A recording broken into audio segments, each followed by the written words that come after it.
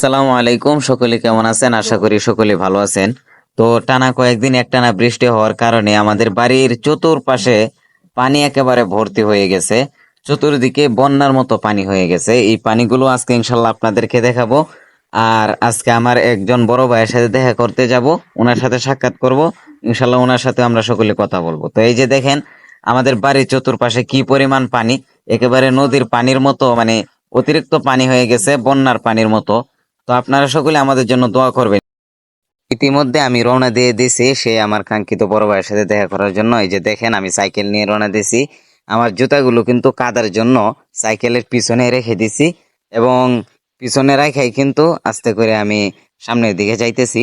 এই যে সাইকেল ঠেলাইতেছি, কিন্তু সাইকেল তো সামনের দিকে যাইতেছে না, তারপরেও জোর করে সামনের দিকে আগাইতেছি, কারণ আমার তো বড় ভাইয়ের সাথে দেখা করতে তো যেতেই হবে। এই যে আবারও সাইকেলটা দেখেন, এই প্যাক কাদার মধ্যে সাইকেল নিয়ে সামনের দিকে হুড় করে এগিয়ে যাচ্ছে। তো ওই ভাইয়ের সাথে দেখা করবো ইনশাল্লাহ। আপনারা আমার সাথেই থাকেন, ভিডিওটি দেখতে থাকেন ইনশাল্লাহ। তো দেখেন, যাওয়ার পথে আমি সাইকেল নিয়ে যাইতেছি, সাইকেলকে এক হাতে ঠেলায় ঠেলায় নিয়ে যাইতেছি। মানে কি পরিমাণ কাদা, মানে এটা বলে বোঝানো সম্ভব না। যে দেখেন আমার পিছনে, এটা অতিরিক্ত কাদা একেবারে। আপনাদেরকে আমি একটা বিষয় দেখাই। এই যে দেখেন, এই যে দেখেন, আমার এক চাচা অনেক কষ্ট করতেছে সাইকেলটা নিয়ে যাওয়ার জন্য। অনেক কষ্টের পরে কিন্তু সাইকেলটা নিয়ে যায়। তো যাই হোক বন্ধুরা, অবশেষে আমি পাকা রাস্তা পেয়ে গেলাম। আসলে এটা বলে বোঝানো যাবে না যে কি পরিমাণ পেক কাদা পিছনে ফালাই রেখে আসছি, কি পরিমাণ কাদার উপর দিয়ে আসছে, এটা বলে বোঝানো সম্ভব না। তো যাই হোক, এখন আমার লক্ষ্য হচ্ছে আমার বড় ভাইয়ের সাথে দেখা করা। তো চলেন যাওয়া যাক।